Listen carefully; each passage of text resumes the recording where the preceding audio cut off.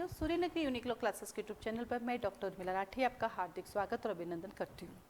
बात कर रहे हैं हम लोग जुडिशरी के एग्ज़ाम की। इसी के साथ ही अभी यूपी जुडिशरी का मेन का एग्ज़ाम है, उत्तराखंड का मेन का एग्ज़ाम है, राजस्थान के भी मेन के एग्ज़ाम है। एक क्वेश्चन आता रहता है, गुजरात का मेन का एग्ज़ाम है, एक क्वेश्चन आता रहता है, what do you mean continue guarantee. और ये क्वेश्चन इतना छोटा इसका आंसर है, लेकिन एग्ज़ाम में 5 मार्क्स का भी आ जाता है। तो हम जब बात करते हैं कंटिन्यू गारंटी की, हिंदी में बोलते हैं इसको चलत प्रत्याभूति। क्या बोलते हैं इसको हिंदी में? चलत प्रत्याभूति। तो जब हम बात करते हैं हमेशा गारंटी की, तो गारंटी की जब हम बात करते हैं तो यहाँ पे हमारे पास एक श्योरिटी होता है। वो श्योरिटी यानी जिसको हम प्रतिभू कहते हैं। तो जो श्योरिटी होगा, जो प्रतिभू होगा, वो गारंटी देता है। तो गारंटी के ट्रांजेक्शन में हमारे पास 3 लोग होते हैं। एक होता है हमारे पास प्रिंसिपल डेटर, एक होता है क्रेडिटर और एक होता है श्योरिटी। तो देखा जाए तो गारंटी के ट्रांजैक्शन में सबसे पहली बात होती है 3 लोग होते हैं।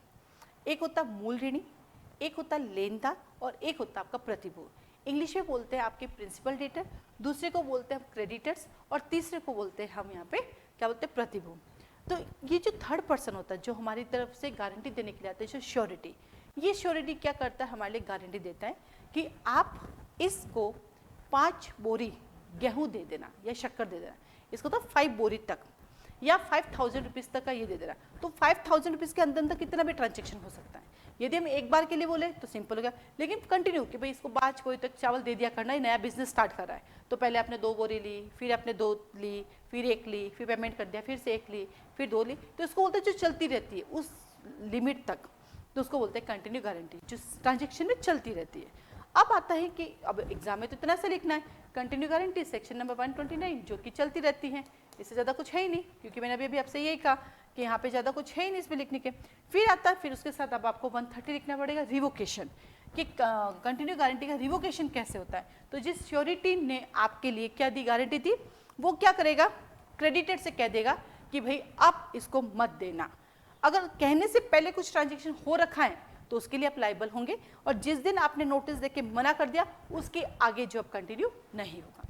थर्ड वन, जब आपकी डेथ हो जाती है, श्योरिटी की डेथ हो जाती है, तो श्योरिटी की डेथ होते ही कंटिन्यू गारंटी खत्म हो जाएगी, ऑटोमेटिक रिवोकेशन हो जाएगा। लेकिन डेथ से पहले मान लीजिए मैंने 5 बोरी चावल यानी राइस की बात कही थी और 2 बोरी दे रखे, तो इस केस में श्योरिटी के रिप्रेजेंटेटिव को उसकी लाइबिलिटी लेनी पड़ेगी, 2 के पैसे देने पड़ेंगे। वो कहाँ से मिलेंगे? श्योरिटी की प्रॉपर्टी से दिए जा सकते हैं। लेकिन जैसे ही उसकी डेथ हो जाती है उसी दिन से ऑटोमेटिकली रिवोकेशन हो जाता है।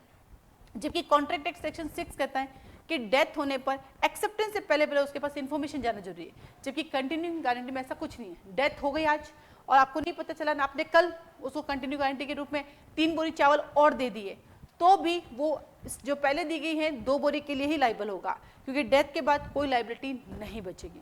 तो जब एग्जाम में क्वेश्चन आता है what do you mean continue guarantee, तो आप कहेंगे जो कंटिन्यू चलती रहती है, जो एक फिक्स अमाउंट तक हो सकती है, फिक्स टाइम तक हो सकती है, और देन आप उसके बाद लिखेंगे सेक्शन 129, 130, 131। और इसके साथ यदि आपके पास कोई केस लॉ हो तो आप लिख सकते हैं, नहीं हो तो इतना ही आंसर है। एक्स्ट्रा आप कुछ इसमें बना नहीं सकते इलिस्ट्रेशन के अलावा, तो आप इसके अंदर इलिस्ट्रेशन एग्जाम में लिख सकते हैं, ठीक है। और ये आपका यहाँ पे खत्म हो जाता है। केस है यहाँ मेरे पास, और केस का नाम union bank of India versus union bank of India, union bank of India 1919 versus नहीं लिखा, वर्सेस, हाँ, union bank of India versus TJ Stephen, union bank of India versus TJ Stephen 1990, 1990, ठीक है। इसे बताए कंटिन्यू गारंटी की counting कब से की जाएगी? जिस टाइम उसका ब्रीच होता है उसी समय से उसकी काउंटिंग की जाती है। तो एग्जाम में आप इस केस को लिख सकते हैं, एक ही केस है तो पहले तीनों लिख दिया, तीनों के दृष्टांत, अगर आपको एक एक याद है तो दृष्टांत बता दिए या एग्जाम्पल्स बना के बता दिए। जब भी आप कोई भी एग्जाम्पल लिखते हो तो नाम से मत लिखना एग्जाम में, ABC से लिखना, क्योंकि वैसे तो राम श्याम के नाम से पहले लिखते थे, पर अब कहीं से जुडिशरी मना करती है, तो आप ABC करके लिखते हुए कर सकते हैं और एक केस लो दे दो, तो 5 मार्क्स का आपका क्वेश्चन कंप्लीट हो जाएगा। आज के लिए धन्यवाद।